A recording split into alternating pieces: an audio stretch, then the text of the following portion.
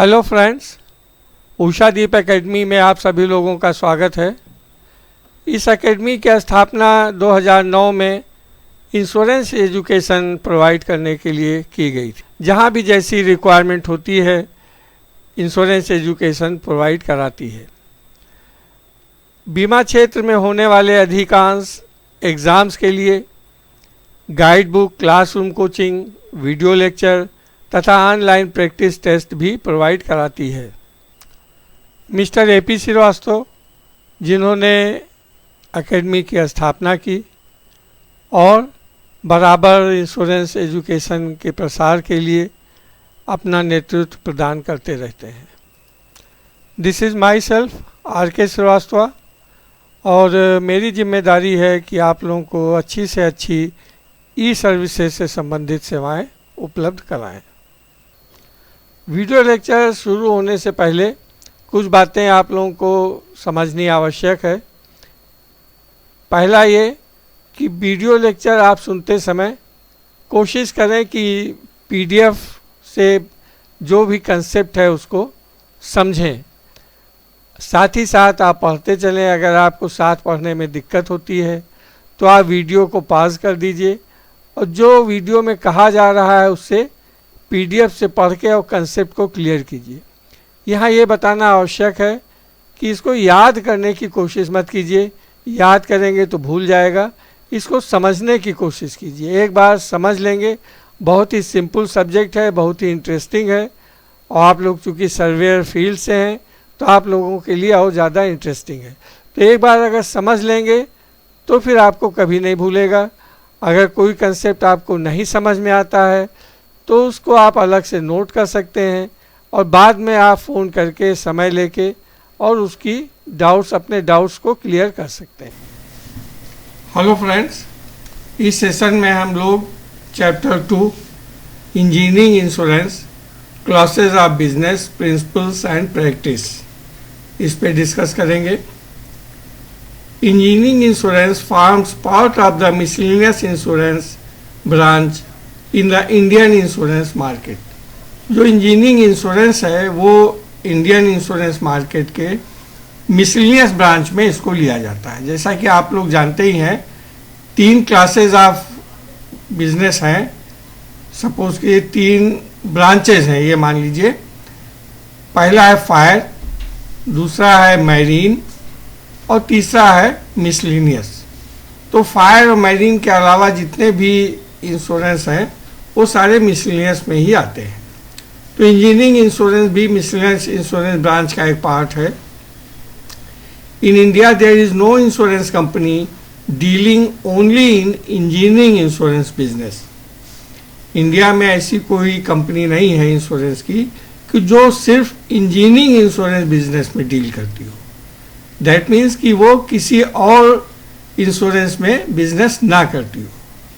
But each of the general insurance companies has engineering department to look after development, marketing, administration and conduct of the business. तो जो भी यहाँ पे जितनी भी जनरल इंश्योरेंस कंपनीज हैं उन्होंने अपना एक इंजीनियरिंग डिपार्टमेंट बना रखा है और वो इंजीनियरिंग डिपार्टमेंट इंजीनियरिंग इंश्योरेंस के डेवलपमेंट का, उसकी मार्केटिंग का और इंजीनियरिंग इंश्योरेंस को कैसे एडमिनिस्ट्रेशन किया जाएगा, कैसे उसको व्यवस्थित किया जाएगा, कैसे बिजनेस को कंडक्ट किया जाएगा। दैट मीन्स कि आपका रेटिंग है और जो कंडीशंस हैं, इंस्पेक्शंस हैं, ये सारी चीज़ें जनरल इंश्योरेंस कंपनीज के इंजीनियरिंग विभाग द्वारा किया जाता है। Each company is equipped with A team of qualified, trained and experienced engineers to actively support underwriting philosophy of the company with a sound technical base।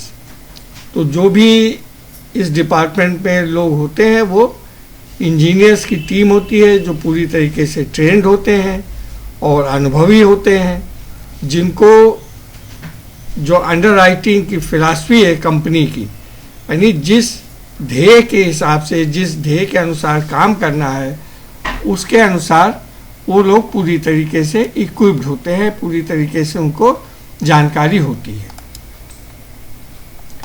Classes of engineering insurance.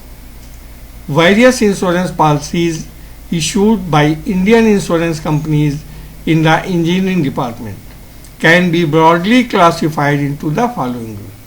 तो जो भारतीय बीमा कंपनियां हैं उनमें विभिन्न प्रकार के इंश्योरेंस पॉलिसीज इशू किए जाते हैं इंजीनियरिंग विभाग द्वारा, जो नीचे दिए हुए हैं. नंबर 1 आता है सबसे पहले construction phase insurance. The construction phase insurance policies are normally period or one time policies, that is they are issued for the period of the project. तो जो कंस्ट्रक्शन फेज इंश्योरेंस होते हैं, कंस्ट्रक्शन फेज इंश्योरेंस क्या होंगे, जैसे कोई project लगना है, कोई बहुत बड़ी इंडस्ट्री लगनी है, या कोई डैम का कंस्ट्रक्शन होना है, या कोई थर्मल पावर यूनिट है उसका कंस्ट्रक्शन होता है, तो ये सारे प्रोजेक्ट होते हैं.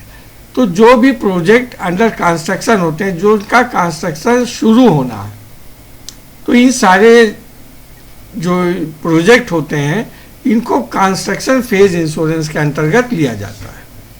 और ये नॉर्मली जो है पीरियड, यानी एक पीरियड की, जैसे पता है कि प्रोजेक्ट जो है 1 जनवरी 2022 को शुरू होगा और ये 31 दिसंबर 2022 को ख़त्म हो जाएगा. दैट मीन्स कि इसके कंस्ट्रक्शन में 1 साल का पीरियड लगेगा, तो इसलिए इसको बोलते हैं पीरियड पॉलिसीज होती है. और ये वन टाइम पॉलिसीज होती है. तो जो पीरियड पॉलिसी हुई 1 साल के लिए पॉलिसी दे दी गई, अगर प्रोजेक्ट नहीं पूरा होता है तो उस पीरियड को फिर फर्दर प्रीमियम लेके एक्सटेंड किया जाता है. तो ये जो है पूरे जो प्रोजेक्ट का जो पीरियड होता है उस पूरे पीरियड के लिए इंश्योरेंस पॉलिसीज इशू की जाती है. इनको हम कंस्ट्रक्शन फेज इंश्योरेंस बोलते हैं. इसमें कौन कौन सी पॉलिसीज इशू होती हैं वो हम आगे देखते हैं. नंबर आता है कॉन्ट्रैक्टर्स ऑल रिस्क इंश्योरेंस. दूसरा हुआ erection all risk insurance, also known as storage cum erection insurance. इसका भी डिटेल में हम लोग आगे डिस्कस करेंगे. थर्ड है मैरीन कम इरेक्शन इंश्योरेंस. ये भी कंस्ट्रक्शन फेज की पॉलिसीज है. इसमें आपको ये ध्यान रखना है कि जो कंस्ट्रक्शन फेज की पॉलिसीज हैं ये कौन कौन सी हैं. इस पर क्वेश्चंस भी आते हैं और जानकारी के लिए भी ज़रूरी है. नंबर 4 है contract works insurance. Number 5 contractors plant and machinery. जो कॉन्ट्रैक्टर होता है उसकी अपनी भी प्लांट मशीनरी होता है, वो इसके अंतर्गत आते हैं. और फिर आता है एडवांस लॉस ऑफ प्रॉफिट और डिले इन स्टार्टअप इंश्योरेंस. जैसे फायर इंश्योरेंस में हम लोगों ने देखा लॉस ऑफ प्रॉफिट इंश्योरेंस होता है ड्यू टू फायर, कि अगर इंडस्ट्री बंद हो जाए कुछ दिनों के लिए, उसको रिस्टोर करने के लिए 6 महीने 8 महीने के लिए अगर इंडस्ट्री बंद हो जाती है तो उससे जो लॉस होता है, जो लॉसेज होते हैं, प्रॉफिट के जो लॉसेज होते हैं वो उसमें कवर किए जाते हैं. उसी तरीके से जो प्रोजेक्ट है कंस्ट्रक्शन फेज इंश्योरेंस में advance loss of profit policy होती है. एडवांस लॉस ऑफ प्रॉफिट यहाँ पे इसलिए बोलते हैं क्योंकि अभी प्रोजेक्ट तो शुरू नहीं हुआ है, तो जो प्रोजेक्ट में जो एक एस्टिमेटेड उसका पूरा प्रोजेक्ट होता है कि अगर ये प्रोजेक्ट 1 साल में कंप्लीट हो गया, इसमें इतना इन्वेस्टमेंट होगा, इतना लोन बैंक देगा, इतना इसमें एक्सपेंसेस आएंगे, और उसके बाद में फाइनल उसमें ये भी डिसाइड होता है अकाउंट में कि उसके बाद इतना इसमें प्रॉफिट होगा. तो मानी बात है अगर उसमें डिले हुआ तो प्रॉफिट भी उनको, जब तक प्रोजेक्ट में अगर कोई एक्सीडेंट हो गया कुछ हुआ तो फिर उतना प्रॉफिट भी मिलने में उतना डिले होगा. इसलिए इसको एडवांस लॉस ऑफ प्रॉफिट बोलते हैं, या delay in startup. Delay in startup means project जब स्टार्ट होना था उसमें डिले हुआ. डिले क्यों हुआ? क्योंकि कोई एक्सीडेंट हुआ, कोई लॉस हुआ, को जो इंश्योर्ड पेरिल हैं उन इंश्योर्ड पेरिल के द्वारा कोई लॉसेज हुए, कोई डैमेजेस हुए, जिसकी वजह से प्रोजेक्ट जब शुरू होना था उसमें डिले हो गया. ठीक है ना. अब नेक्स्ट आता है operational phase insurance. Operational phase में क्या होगा? ऑपरेशनल फेज वो होते हैं कि जब कंस्ट्रक्शन कंप्लीट हो गया, एक प्रोजेक्ट वो कंप्लीट हो गया, कंप्लीट होने के बाद फिर वो ऑपरेशनल फेज में आएंगे, तो उनको हम ऑपरेशनल फेज इंश्योरेंस बोलते हैं. The operational phase insurances are annual policies renewable at each anniversary. जो ऑपरेशनल फेज पॉलिसीज होती हैं वो एनुअल पॉलिसीज होती हैं. जैसे नॉर्मल फायर इंश्योरेंस पॉलिसी होती है, मोटर इंश्योरेंस होती है, उसी तरीके से जो ऑपरेशनल फेज इंश्योरेंस पॉलिसीज होती हैं इंजीनियरिंग इंश्योरेंस में, वो एनुअल पॉलिसीज होती हैं जिनको हर साल रिन्यू किया जाता है. Policies combining both construction and operation phase interest are presently not allowed. मतलब कोई ऐसी पॉलिसी की जो दोनों को कंबाइन कर दे, कंस्ट्रक्शन और ऑपरेशनल फेज को, ऐसा अभी कोई उसको अलाउ नहीं किया गया है. पहले कंस्ट्रक्शन फेज की पॉलिसी लेनी पड़ेगी और जब प्रोजेक्ट कंप्लीट हो जाएगा फिर उसके बाद में ऑपरेशनल फेज की जो एनुअल पॉलिसी है वो पॉलिसी लेनी पड़ेगी. ऑपरेशनल पॉलिसीज में कौन कौन सी आती हैं? नंबर 1 मशीनरी इंश्योरेंस, क्योंकि जब प्रोजेक्ट शुरू हो गया तो जो मशीनरी लगाई गई है उसमें ब्रेकडाउन हो सकता है, तो वो मशीनरी इंश्योरेंस या मशीनरी ब्रेकडाउन इंश्योरेंस. दूसरा आता है बॉयलर. अगर प्रोजेक्ट में बॉयलर या कोई प्रेशर प्लांट यूज़ किया गया है तो उसका बॉयलर और pressure plant insurance policy issue की जाएगी. अगर इलेक्ट्रॉनिक इक्विपमेंट है तो थर्ड है इलेक्ट्रॉनिक इक्विपमेंट इंश्योरेंस. फिर फोर्थ है deterioration of stock. Deterioration of stock means कि सपोज कीजिए कि कोल्ड स्टोरेज में जैसे फ्रूट्स वगैरह है या और चीज़ें स्टोर की जाती हैं जिनको एक निश्चित टेम्परेचर पर उनको रखना होता है, अदरवाइज उनका जो स्टॉक है वो डिटेरियोरेट होने लगता है, वो ख़राब होने लगता है. तो वहाँ पे अगर जो मशीनरी लगी है कोल्ड स्टोरेज में उसमें अगर कोई ब्रेकडाउन हो जाए तो उससे ब्रेकडाउन होने से स्टॉक डिटेरियोरेट होगा, तो ऐसी जगह deterioration of stock insurance policy issue की जाती है. फिर आता है civil engineering completed risk insurance. Civil engineering completed risk क्या हो गया कि जैसे कुछ डैम बनने हैं तो डैम का जो वर्क है मेन वो सिविल इंजीनियरिंग है, या हाईवे बनने हैं तो हाईवे जो है सिविल इंजीनियरिंग का वर्क है. तो हाईवे कंप्लीट हो गया लेकिन कंप्लीट होने के बाद वो डैमेज हो सकते हैं, तो वो डैमेजेस का वो अलग से सिविल इंजीनियरिंग, उसको कंप्लीटेड रिस्क इंश्योरेंस बोलते हैं, क्योंकि वो प्रोजेक्ट तो कंप्लीट हो गया तो उसको कंप्लीटेड रिस्क इंश्योरेंस बोलते हैं. फिर आता है next machinery loss of profit. जैसे fire loss of profit policy है उसी तरीके से machinery loss of profit policy है कि जहाँ पे मशीनरी ब्रेकडाउन होने से या बॉयलर एक्सप्लोड कर गया उसकी वजह से जो फैक्ट्री थी वो बंद हो गई, बंद होने से जो प्रोडक्शन था वो रुक गया, प्रोडक्शन रुकने से प्रॉफिट का लॉस हुआ, तो वो machinery loss of profit insurance में कवर किया जाता है. The industrial all risk insurance policy introduced in the market effective 1st July 1907 also covers machinery breakdown and MLOP insurance along with fire, fire loss of profit and burglary insurances. तो ये जो Indian industrial all risk insurance ये 1997 से ये start किया गया, जिसमें क्योंकि इसमें देखा जाता था कि मशीनरी इंश्योरेंस अलग से करवाया जाए, फिर उसमें उसके मशीनरी लॉस ऑफ प्रॉफिट का इंश्योरेंस अलग से, फायर पॉलिसी अलग से ली जाए, बर्गलरी पॉलिसी अलग से ली जाए. तो ये सब चीज़ों को देखते हुए एक industrial all risk insurance policy introduce की गई 1997 में, जो मशीनरी ब्रेकडाउन इंश्योरेंस भी कवर करते हैं, machinery loss of profit insurance भी कवर करता है, फायर से भी अगर कोई लॉस हो fire risk, fire loss of profit risk and burglary insurance, सारे रिस्क जो है वो इंडस्ट्रियल ऑल रिस्क पॉलिसी में कवर किए जाते हैं. However, the coverage provided by IAR policy is on all risk basis, wherein the scope of cover is decided as what is not excluded is covered. तो चूंकि देखिए ये all risk policy है, आप लोगों को जैसा पता होगा दो टाइप की पॉलिसी होती हैं, एक तो ऑल रिस्क पॉलिसी होती है और दूसरी होती है named peril policy. Named peril policy means कि जो जो पेरिल्स कवर हैं वो स्कोप ऑफ कवर में दिए होंगे और जो नहीं कवर है वो स्कोप ऑफ कवर में नहीं होंगे. जबकि ऑल रिस्क पॉलिसी में क्या होता है, ऑल रिस्क पॉलिसी में जो पेरिल्स कवर हैं वो नहीं दिए होते हैं, क्योंकि सारे पेरिल्स कवर हैं. क्या दिया होता है, जो पेरिल्स नहीं कवर हैं वो एक्सक्लूजन में दिए होते हैं. तो दैट मीन्स कि ऑल रिस्क पॉलिसी में क्या दिया होगा, व्हाट इज एक्सक्लूडेड, जो एक्सक्लूड किया गया वो खाली नहीं कवर है। What is not excluded is cover. जो एक्सक्लूड नहीं किया गया वो सारे पेरिल्स कवर है। यह आलिस पॉलिसी का आधार होता है। This IAR policy is issued by insurance companies in fire department. ये जो IAR पॉलिसीज हैं ये फायर डिपार्टमेंट के अंतर्गत इशू होती है, जबकि उसमें बर्गलरी का भी रिस्क कवर होता है, सारे रिस्क।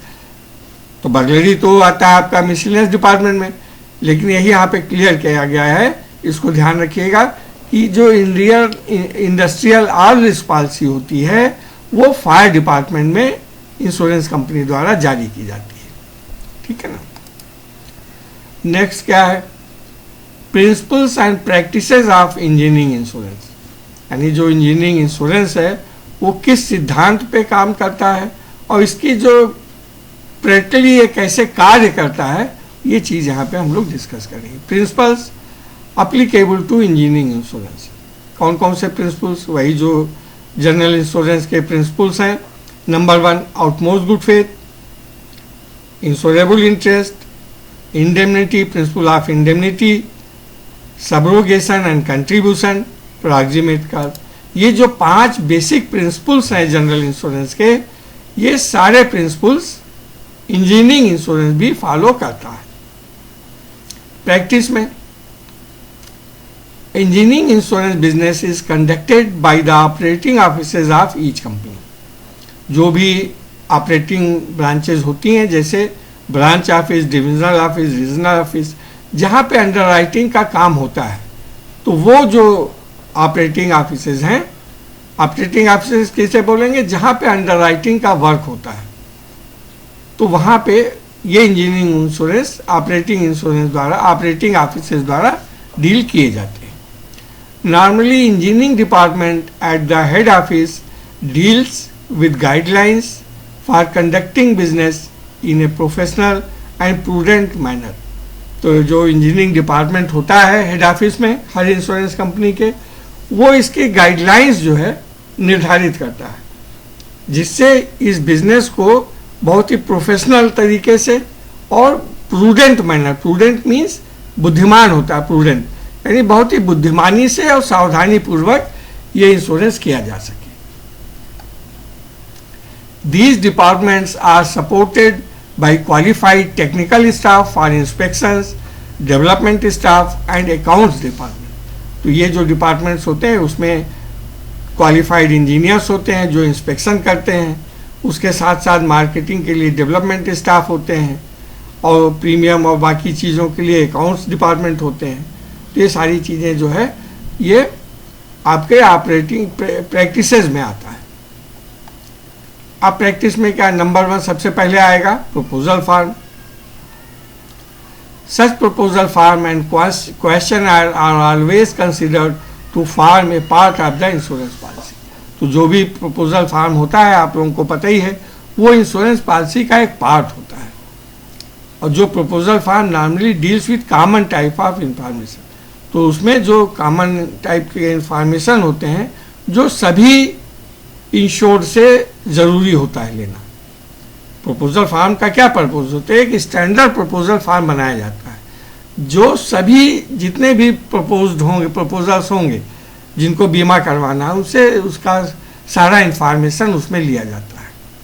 लेकिन अगर कोई इंडस्ट्री ऐसी है कि जिसके रिगार्डिंग अलग से अगर कोई चीज़ पूछताछ करनी है, तो वो इंश्योरेंस कंपनी का जो इंस्पेक्शन डिपार्टमेंट होता है या अंडरराइटिंग डिपार्टमेंट होता है, वो अलग से उसके लिए जानकारी प्राप्त करता है।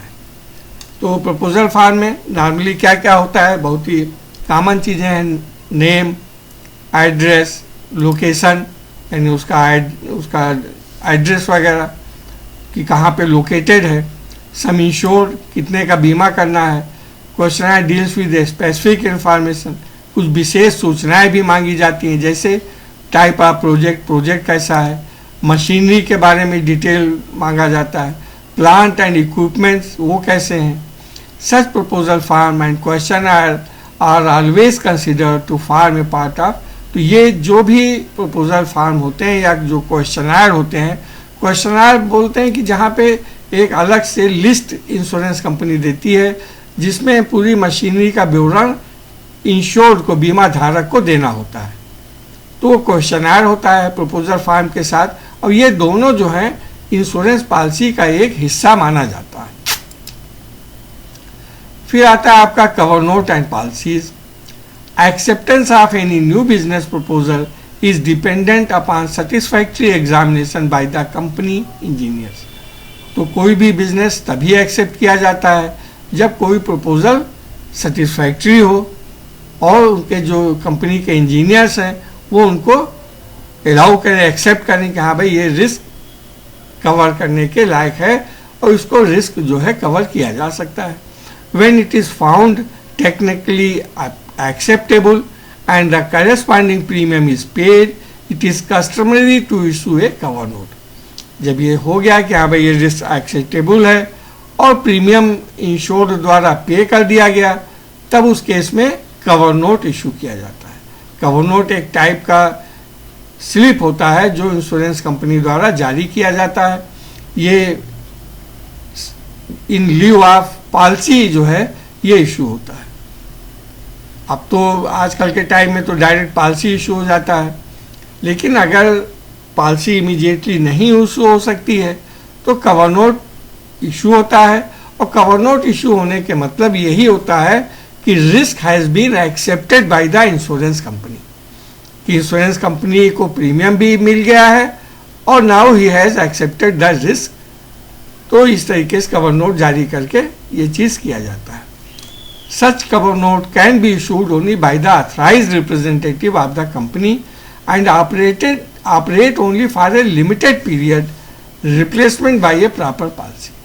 तो एक ऑथराइज जो भी रिप्रेजेंटेटिव होगा उसके द्वारा कवर नोट इशू किया जाएगा और ये कवर नोट जो है एक लिमिटेड पीरियड के लिए होता है, 15 दिन, 30 डेज, 45 डेज, क्योंकि ये तो पता है ना कि भाई आफ्टर 15 डेज पॉलिसी इशू हो जाएगी और पॉलिसी इशू हो जाएगी तो फिर कवर नोट का कोई मतलब नहीं रहेगा। तो कवर नोट की जो वैलिडिटी होती है वो एक लिमिटेड पीरियड के लिए होती है, ये भी आप लोगों को ध्यान रखिएगा। और जो कवर नोट है वो किससे रिप्लेस की जाती है, वो प्रॉपर पॉलिसी। जब प्रॉपर पॉलिसी इशू हो गई फिर कवर नोट की वैलिडिटी का कोई सवाल नहीं है कि उसको एक्सटेंड किया जाए। फिर नेक्स्ट आता है पॉलिसीज।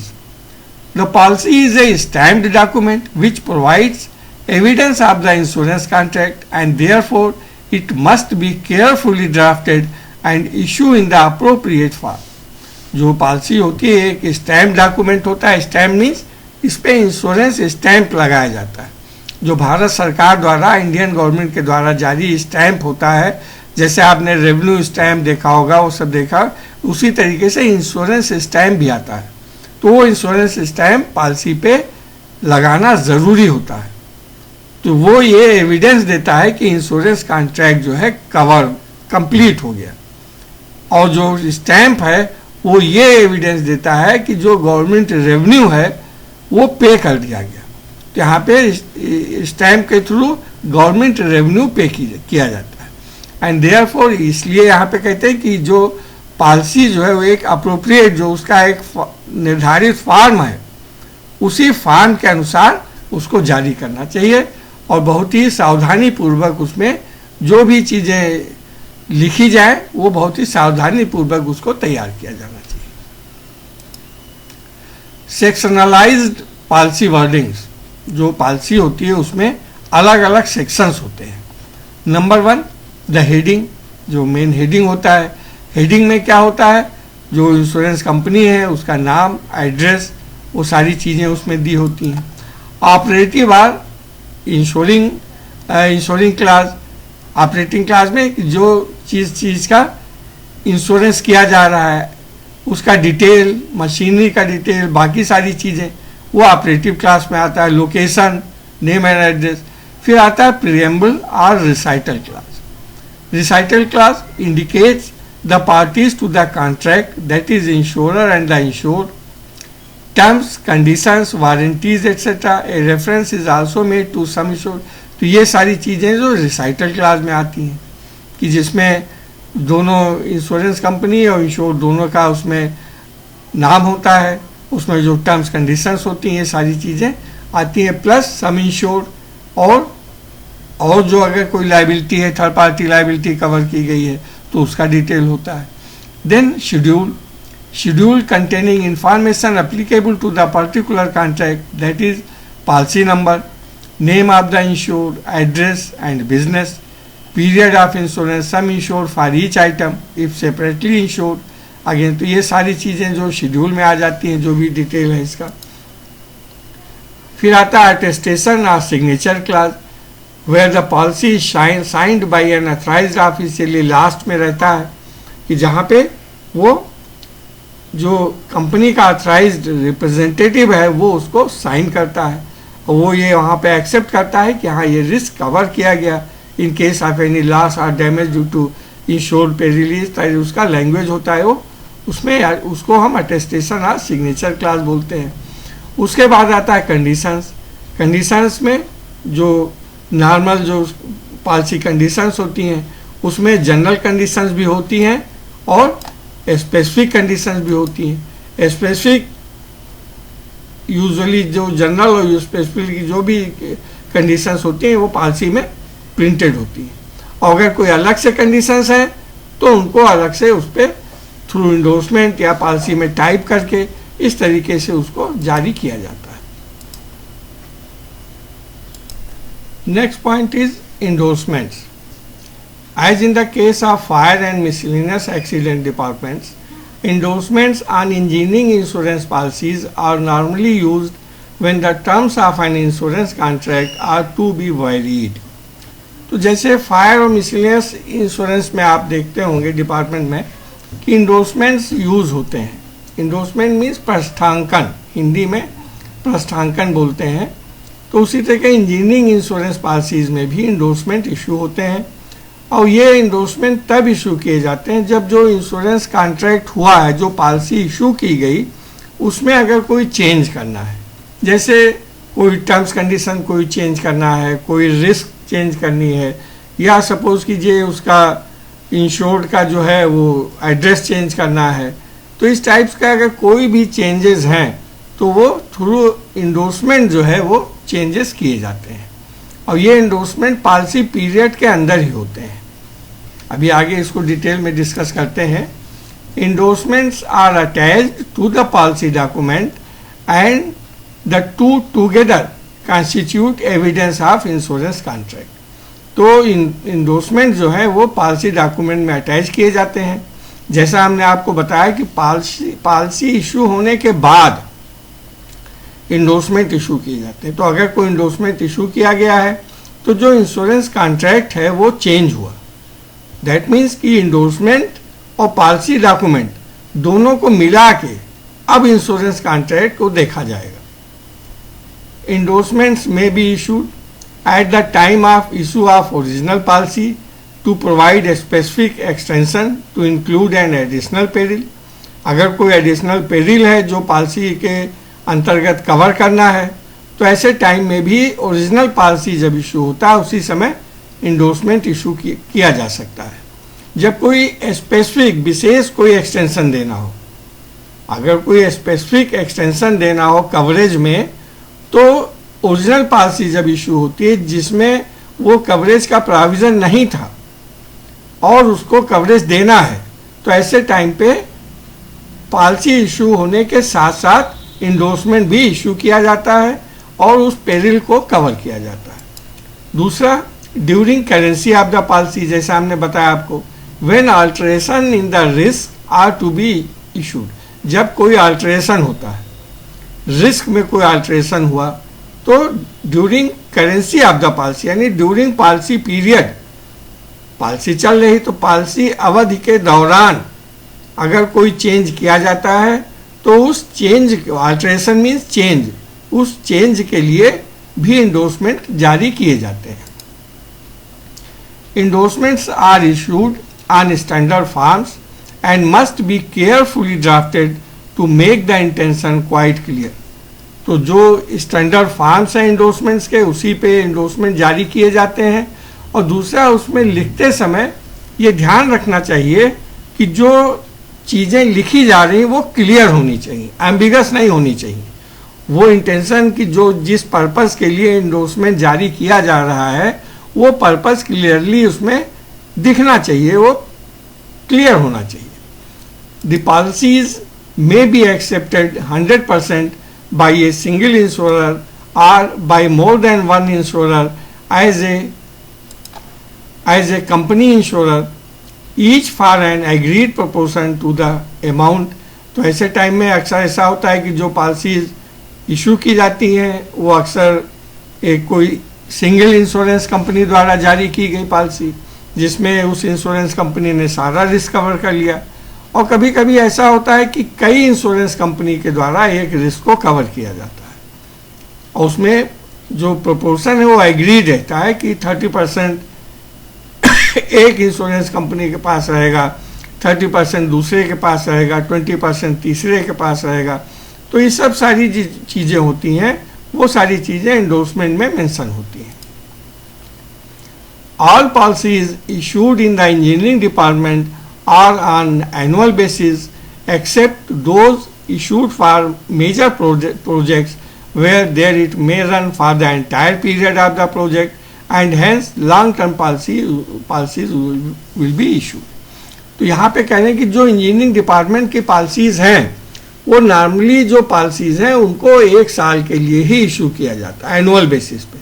लॉन्ग टर्म पॉलिसीज नहीं इशू की जाती हैं एक्सेप्ट खाली वहाँ पे जहाँ पे मेजर प्रोजेक्ट्स जो हम लोगों ने पहले डिस्कस किया, जहाँ पे बड़े बड़े प्रोजेक्ट्स हैं उन प्रोजेक्ट्स को कंप्लीट करने में सपोज कीजिए कि 3 साल का टाइम लगेगा, तो पहले ना तो प्रोजेक्ट पीरियड जो होगा उस पूरे प्रोजेक्ट पीरियड के लिए लॉन्ग टर्म पॉलिसी इशू की जाएगी इंजीनियरिंग की. क्लियर है ना. लेकिन जो नॉर्मली जो ऑपरेशनल इंश्योरेंस की पॉलिसीज हैं वो सारी पॉलिसीज इंजीनियरिंग की 1 साल के लिए ही इशू की जाएगी, लॉन्ग टर्म पॉलिसी नहीं इशू की जाएगी. लॉन्ग टर्म पॉलिसी वहाँ पे इशू की जाएगी जहाँ पे प्रोजेक्ट है, जो प्रोजेक्ट का कंप्लीट होने का पीरियड 1 साल से अगर ज़्यादा है तो वहाँ पे जो भी प्रोजेक्ट का पीरियड है उस एंटायर पीरियड के लिए लॉन्ग टर्म पॉलिसी इशू की जाएगी. Next point, claims under engineering insurance policies. Claims में कैसे डील किया जाता है. Engineering insurance policies prescribe the procedures to be adopted in the event of a claim arising out of an accidental damage. कोई भी accidental damage होने पे जो भी प्रोसीजर है, जो प्रक्रिया है, वो प्रक्रिया अपनाई जाएगी क्लेम के टाइम पे. अगर कोई क्लेम होता है, कोई एक्सीडेंट हो गया और क्लेम हुआ, तो ऐसे में जो निर्धारित प्रक्रिया है उस प्रक्रिया के द्वारा क्लेम को आगे बढ़ाया जाएगा. दीज प्रोसीजर्स रिलेट टू किससे. नंबर 1 आता है नोटिफिकेशन ऑफ क्लेम. अगर कोई एक्सीडेंट होगा तो सबसे पहले क्या करना होगा, क्लेम को नोटिफाई करना पड़ेगा. दैट मीन्स कि इंश्योरेंस कंपनी को बताना पड़ेगा. This is the obligations of the insured. तो जो बीमा धारक के जो कर्तव्य हैं वो बीमा धारक के क्या कर्तव्य हैं. बीमा धारक का ये कर्तव्य है कि क्लेम होने के बाद जो लॉसेज हैं उनको मिनिमाइज करें, लॉसेज बढ़ने ना पाएँ. तो ये सारी चीज़ें इंश्योर्ड की जिम्मेदारी होती है. तो उसने क्लेम को नोटिफाई कर दिया, इंश्योरेंस कंपनी को बता दिया, उसके बाद उसकी ये ड्यूटी होती है कि जो भी लॉसेज हैं उनको मिनिमाइज करे, कम करे. फिर नेक्स्ट आता है ड्यूटीज फॉलोइंग एन एक्सीडेंट. दुर्घटना घट गई उसके बाद क्या क्या चीज़ें होनी चाहिए, वो भी सारी चीज़ें प्रेस्क्राइब्ड हैं. Positions after a claim. दावे के बाद की पोजीशन क्या है, कितने डैमेजेस हुए हैं, पार्शियली डैमेज है या टोटल डैमेज है, तो वो सारी चीज़ें भी देखनी पड़ती है. फिर आता है आर्बिट्रेशन प्रोसीजर. आर्बिट्रेशन वो होता है कि जहाँ पे क्लेम के अमाउंट में अगर कोई डिस्प्यूट हो गया इंश्योर्ड और इंश्योरर के बीच में, तो वहाँ पे आर्बिट्रेशन का प्रोसीजर अपनाया जाता है क्लेम में. In addition the policies normally provide for basis of indemnity for both partial and total और कंस्ट्रक्टिव टोटल लॉस क्लेम्स. तो जो इसका बेस होता है, आधार होता है, वो इंडेमनिटी जो प्रिंसिपल ऑफ इंडेमनिटी है उसके आधार पे क्लेम्स को सेटल किया जाता है। Immediate notification of a loss is an important condition of the engineering insurance policies because the company will appoint an independent loss adjuster to survey the damages and assess the loss on behalf of the insurer. तो सबसे पहले जो आता है कि तुरंत सूचना देनी चाहिए। ये पॉलिसी के अंतर्गत एक मुख्य शर्त है, कंडीशन है कि कोई भी घटना घटने पे तुरंत जो है इंश्योरेंस कंपनी को सूचना देनी चाहिए, जिससे कंपनी सर्वेयर डिप्यूट कर सके और जो भी डैमेजेस हुए हैं उन डैमेजेस का सर्वे करके जो भी लॉस है वो लॉस का असेसमेंट हो सके। The policy coverage is checked and extent of liability assessed. तो सबसे पहले तो क्या होगा, जो भी सर्वे करेगा वो देखेगा कि जो काज ऑफ एक्सीडेंट है वो काज ऑफ एक्सीडेंट पॉलिसी में कवर है या नहीं है। तो सबसे पहले पॉलिसी कवरेज चेक किया जाएगा और फिर उसके बाद में एक्सटेंट ऑफ लायबिलिटी की जो देता है, जो इंश्योरेंस कंपनी के ऊपर जो लायबिलिटी है देने की वो कितनी है, उसकी एक्सटेंट, उसकी मात्रा निर्धारित की जाएगी। An important aspect of the engineering loss survey report is the investigation into the cause of failure which may lead to a specific recommendations on loss prevention and risk improvement measures. तो सबसे main चीज़ है कि जो भी surveyor जाएगा या जो engineer जाएगा वो अपने रिपोर्ट में ये मेंशन करेगा, वहाँ पे इन्वेस्टिगेशन करने के बाद वो मेंशन करेगा कि जो मशीनरी में ब्रेकडाउन हुआ उसका कारण क्या था और उसके कारण के अनुसार वो उसमें अपने तरफ से उपाय बताएगा कि आगे से फ्यूचर में जिससे उस टाइप के लॉसेस ना होने पाए या जो रिस्क हुआ है उसमें इम्प्रूवमेंट किया जा सके। तो ये सारे उपायों को जो है वो सर्वे रिपोर्ट में अपने मेंशन करेगा। An early visit by the surveyor loss adjuster is of great advantage for the following reason. जितना जल्दी जो है सर्वेयर या जो इंजीनियर है वो विजिट करेगा उससे बहुत ही लाभ होता है, बहुत ही लाभकारी होता है। क्यों? If liability exist under the policy the company may wish to dictate the extent and type of repair and will often decide which firm of repair should be engage. तो अगर लायबिलिटी एग्जिस्ट करती है, अगर insurance risk cover है, तो ऐसे cases में जो इंश्योरेंस कंपनी है उसके ऊपर लायबिलिटी निर्धारित हो जाएगी और उससे केसेस में इंश्योरेंस कंपनी ये देखेगी कि वो जो मशीनरी डैमेज हुई है वो रिपेयर करवाई जाए, या रिपेयर करवाई जाए तो किस फर्म से रिपेयर करवाई जाए, जिससे जो भी लॉसेस हैं उनको मिनिमाइज किया जा सके। दूसरा क्या होता है, it is important that the insured should be told as soon as possible whether or not liability is accepted. दूसरी चीज़ कि जब इमीडिएट नोटिफिकेशन हो गया तो इंश्योरेंस कंपनी ने देखा कि ये रिस्क तो कवर ही नहीं है, जो पेरिल है, जिस पेरिल की वजह से डैमेजेस हुए हैं वो पेरिल पॉलिसी में कवर नहीं है। तो ये भी इंश्योरेंस कंपनी की रिस्पॉन्सिबिलिटी है कि वो जितनी जल्दी से जल्दी बताए इंश्योर्ड को कि जो घटना है, जो लायबिलिटी है, जो लॉस है वो कवर है या नहीं कवर है। दैट मीन्स कि लायबिलिटी इज एक्सेप्टेड और not accepted, as this avoids misunderstanding regarding who is to pay for the repairs which are very costly in many cases. तो यहाँ पे अगर इंश्योर्ड को इंश्योरेंस कंपनी ने अगर ये बता दिया कि जो ये लायबिलिटी एक्सेप्टेड नहीं है, तो इससे ये निर्धारित हो जाएगा कि जो रिपेयर है वो रिपेयर का पेमेंट कौन करेगा। अगर लायबिलिटी एक्सेप्ट कर लिया इंश्योरेंस कंपनी ने तो लायबिलिटी का जो भी रिपेयर के चार्जेस आएंगे वो इंश्योरेंस कंपनी पे करेगी, और अगर लायबिलिटी एक्सेप्ट नहीं हुई तो फिर मानी बात है कि वो इंश्योर्ड पे करेगा। तो ये जितनी जल्दी से जल्दी ये डिसाइड हो जाए कि लायबिलिटी एक्सेप्ट हुई या नहीं एक्सेप्ट हुई, उतना ही बहुत ही ये इम्पॉर्टेंट होता है, और इंश्योर्ड को पता भी चल जाए कि भाई इसका जो खर्चा है रिपेयर का कौन देगा।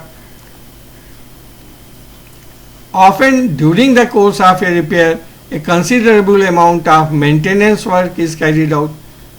ये भी आप लोगों ने देखा होगा कि जब रिपेयर होता है तो उसमें बहुत सारे मेंटेनेंस वर्क भी किए जाते हैं, क्योंकि अगर कोई पार्ट उसमें डैमेज हुआ है और उस पार्ट को रिपेयर करना है तो उसमें पार्ट के आसपास और भी जो चीज़ें हैं उनको भी मेंटेन साथ ही साथ, क्योंकि एक बार अगर उसको खोला गया है, खोलने के बाद इंश्योर भी चाहेगा कि उसको फिर से डैमेजेस ना हो, तो जो और भी कोई खराबी है या जो मेंटेनेंस वर्क है वो भी साथ साथ किया जाता है।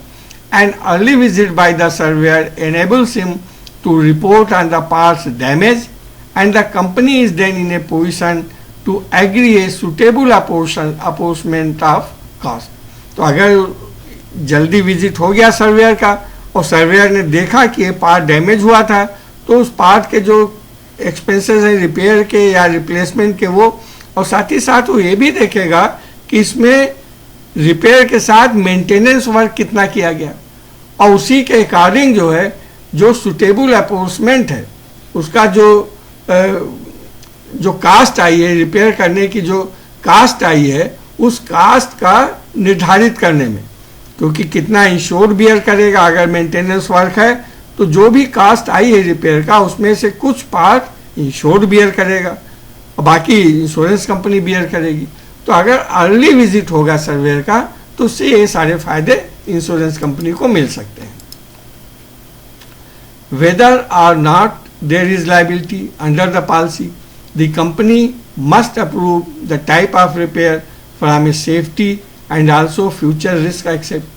अगर उसमें लायबिलिटी एक्सेप्ट की गई है या नहीं की गई है, दोनों केसेस में अगर नहीं भी की गई है तभी इंश्योरेंस कंपनी चाहेगी कि वो जो रिपेयर हो वो रिपेयर ढंग से हो, जिससे आगे भविष्य में अगर कोई घटना घटती है, कोई होता है तो उसमें सुधार हो सके, उसमें सुरक्षा मिल सके। तो ये जरूरी नहीं कि लायबिलिटी एक्सेप्ट हो तो इंश्योरेंस कंपनी, लायबिलिटी एक्सेप्ट हो जाएगी तो इंश्योरेंस कंपनी क्लेम देगी ही जो भी लॉसेज होंगे, लेकिन अगर नहीं भी, अगर वो डैमेज नहीं कवर है तभी इंश्योरेंस एक चाहेगी कि जो रिपेयर हो वो ढंग से हो, जिससे फ्यूचर में अगर कोई घटना घटती है तो उसकी जिम्मेदारी ना हो। तो जितना सही ढंग से रिपेयर होगा उतना आगे चल के रिस्क पेरिल के घटने की चांसेस कम हो जाएंगे। It often happens that an insured will notify the company of a failure and then wait for an inspection by the surveyor in order to obtain his assistance। तो ये अक्सर होता है कि जो इंश्योर्ड है वो पहले नोटिफाई करता है कंपनी को कोई भी मशीनरी ब्रेकडाउन होने पे, कोई भी फेल्योर होने पे, और वो एक्सपेक्ट करता है, वेट करता है कि इसको सर्वेयर द्वारा इंस्पेक्शन किया जाएगा और उसके द्वारा जो भी सहयोग मिलेगा वो सहयोग उसको मिलेगा। And immediate visit is therefore essential in order to avoid delay in commencement of the repair, particularly where consequential loss due to the non-operation of the plant is involved। तो यहाँ पे जितनी जल्दी से जल्दी विजिट होगा सर्वेयर का उतनी से जल्दी जो है वो रिपेयर के लिए शुरुआत हो पाएगी। तो रिपेयर में डिले अवॉइड करना है, तो रिपेयर में डिले तब अवॉइड होगा जब वहाँ पे इमीडिएटली सर्वेयर द्वारा विजिट किया जाए और वो डिसाइड कर ले कि हाँ भाई ये क्या खराबी हुआ है, क्या चीज़ें हुई, और ख़ास तौर से उस जगह पे जहाँ पे कोई मशीनरी डैमेज हो गई और उस मशीनरी के डैमेज होने से पूरा जो ऑपरेशन था प्लांट का, पूरा ऑपरेशन ही रुक गया, यानी पूरी प्रक्रिया जो है वो रुक गई और प्रोडक्शन भी सफ़र कर रहा है। तो ऐसे केसेस में क्या होगा, कॉन्सिक्वेंशियल लॉस होगा। कॉन्सिक्वेंशियल लॉस क्या होगा, जो प्रॉफिट उस इंश्योर्ड को हो रहा है उस प्रॉफिट का उसको लॉस होने लगेगा क्योंकि प्रोडक्शन बंद हो गया। तो वहाँ पे कह रहे हैं कि ऐसे पार्ट्स में जैसी मशीनरी जिसके डैमेज होने से, जिसके ब्रेकडाउन होने से पूरा प्लांट जो है वो विफल हो जाए, वो उसकी प्रक्रिया रुक जाए, ऐसे जगह पे तो तुरंत जो है ये बताना ज़रूरी है कि हाँ भाई ये पार्ट्स जो है इसको रिपेयर हो इमीडिएटली और लायबिलिटी इंश्योरेंस कंपनी है तो इंश्योरेंस कंपनी देगी, नहीं है तो इंश्योर्ड बियर करेगा। नेक्स्ट पॉइंट इज डिडक्टेबल और एक्सेस। डिडक्टेबल एक्सेस आप जानते हो हर पॉलिसी में एक्सेस होता है। एक्सेस वो होता है कि वो पार्ट जो है, जैसे मोटर पॉलिसीज में 1500 का एक्सेस है, तो कोई भी क्लेम होने पे अगर 10,000 रुपये का क्लेम हुआ है तो 1500 रुपये वो इंश्योर्ड बियर करेगी और बैलेंस जो है 8,500 रुपये इंश्योरेंस कंपनी द्वारा पे किया जाएगा। तो उसको डिडक्टेबल और एक्सेस बोलते हैं। डिडक्टेबल और एक्सेस ऑलमोस्ट दोनों सेम चीज़ें हैं। यहाँ पे आपको थोड़ा सा क्लियर कर दें, डिडक्टेबल वो होता है जहाँ पे एक पर्टिकुलर अमाउंट के बाद अगर लॉस होता है, लॉस का असेसमेंट होता है, तो पूरा का पूरा अमाउंट इंश्योरेंस कंपनी द्वारा इंश्योर्ड को पे किया जाता है। सपोज कीजिए अगर 1,000 रुपये का डिडक्टेबल लगा हुआ है और 10,000 का लॉस हो गया, तो इंश्योरेंस कंपनी पूरा का पूरा 10,000 रुपये पे करेगी। और अगर लॉस 1,000 से कम अमाउंट का है, 800 रुपये का है, 900 रुपये का है, तो 1,000 तक के जो भी लॉसेज होंगे वो इंश्योरेंस कंपनी पे नहीं करेगी। एक्सेस में ऐसा नहीं है। एक्सेस में क्या है, एक्सेस अगर 1,000 रुपये का एक्सेस है तो वो 1,000 रुपये तो डिडक्ट होने ही होने हैं। अगर 1,000 से कम का लॉस है तो फिर तो इंश्योरेंस कंपनी से कोई मतलब ही नहीं है। और अगर 1,000 रुपये से ज़्यादा लॉस है, सपोज कीजिए 3,000 रुपये का लॉस है, तो इंश्योरेंस कंपनी 1,000 रुपये का डिडक्शन करने के बाद 2,000 रुपये का क्लेम पेमेंट करेगी। तो दोनों ऑलमोस्ट सेम है, बट डिफरेंस इसमें ये कि डिडक्टेबल में अगर जो डिडक्टेबल का अमाउंट है उससे ज़्यादा अगर लॉस होता है तो इंश्योरेंस कंपनी टोटल पेमेंट करती है, और एक्सेस में जो भी एक्सेस का अमाउंट है उसका डिडक्शन होना ही है, जितने भी बड़े अमाउंट का क्लेम हो। Deductible is a common feature of the engineering insurance policies, and they are specifically mentioned in the policy schedule as applicable for different perils or different property. तो इंजीनियरिंग इंश्योरेंस पॉलिसीज़ में भी deductible या access सभी policies में mention होते हैं, और उसमें कहीं कहीं ये भी होता है कि हर मशीनरी के लिए अलग अलग डिडक्टेबल्स होते हैं, तो उसमें पॉलिसी में सारी चीज़ें मेंशन कर दी जाती हैं। Where the policies are issued to cover consequential loss, such as deductibles are expressed in terms of time, namely number of days or months, etc., and the termed as time excess or time exclusion. वहाँ पे जैसे जो consequential losses होते हैं, तो consequential losses जैसे आप लोगों ने फायर लॉस प्रॉफिट में देखा होगा, तो उसमें फिर टाइम होता है कि सपोज कीजिए अगर कोई मशीनरी डैमेज हुई, उस मशीनरी के डैमेज होने से जो प्रोडक्शन है वो प्रोडक्शन 6 महीने के लिए रुक गया, तो 6 महीने का जो प्रॉफिट का लॉस है वो इंश्योरेंस कंपनी की लायबिलिटी हो गई। लेकिन वहाँ पे ऐसी पॉलिसीज़ में जो इसको कॉन्सिक्वेंशियल लॉस पॉलिसीज़ बोलते हैं, ऐसी पॉलिसीज़ में जो एक्सेस या डिडक्टेबल जो होता है उसमें टाइम एक्सेस होता है, उसमें अमाउंट नहीं होता। बाकी पॉलिसीज़ में अमाउंट मेंशन होता है, 1500, 5,000, 10,000 या परसेंटेज में होता है। लेकिन जो कॉन्सिक्वेंशियल लॉस पॉलिसीज होती है इसमें टाइम एक्सेस होता है। टाइम एक्सेस क्या होता है कि जैसे 15 डेज का कॉन्सिक्वेंशियल लॉस पॉलिसी में 15 डेज का टाइम एक्सेस है। दैट मीन्स कि जो शुरुआत के 15 दिन का जो लॉस होगा वो इंश्योर्ड बियर करेगा। सपोज कीजिए प्रोडक्शन 6 महीने के लिए रुक गया, डिले हुआ, या 6 महीने के लिए प्रोडक्शन रुक गया, तो 15 डेज का अगर उसमें टाइम एक्सेस है या 1 मंथ का टाइम एक्सेस है, तो ये 1 मंथ या 15 डेज का जो प्रॉफिट होगा वो उस प्रोपोर्शन का जो लॉस होगा वो इंश्योर्ड बियर करेगा।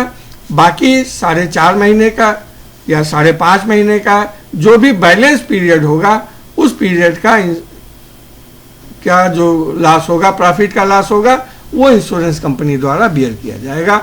इसको हम टाइम एक्सेस या टाइम एक्सक्लूजन बोलते हैं।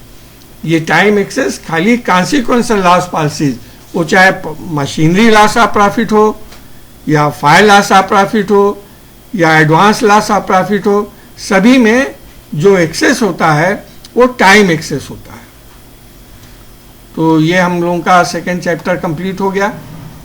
अब नेक्स्ट सेशन में हम लोग चैप्टर 3 कवर करेंगे ओके, थैंक यू।